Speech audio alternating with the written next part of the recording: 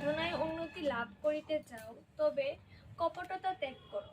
কপট ব্যক্তি অন্যের নিকট সুখ্যাতির আশায় নিজেকে নিজেই প্রচম্বনা করে, প্রবঞ্চনা করে। অল্প বিশ্বাসের দরুন অন্যের প্রকৃতি দান হতেও প্রবঞ্চিত হয়। তুমি গল্প করো, কিন্তু প্রকৃতি উন্নতি না হলে তুমি প্রকৃতি আনন্দ কখনোই লাভ করতে পারবে না। কপট স্বয়ের মুখের কথার সঙ্গে অন্তরের ভাব বিকশিত হয় না, তাই আনন্দের কথাতেও মুখে নীরসতার চিহ্ন দৃষ্টি হয়। কারণ মুখ খুললে কি হয়, হৃদয়ে ভাবের স্ফূর্তি হয় না।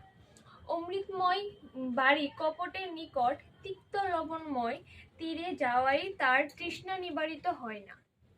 সরল ব্যক্তি উদ্দৃষ্ট সম্পন্ন চাতকের মতো, কপটি নিম্ন দৃষ্টি সম্পন্ন শকুনের মতো। ছোট হোক, কিন্তু লক্ষ্য উচ্চ হোক।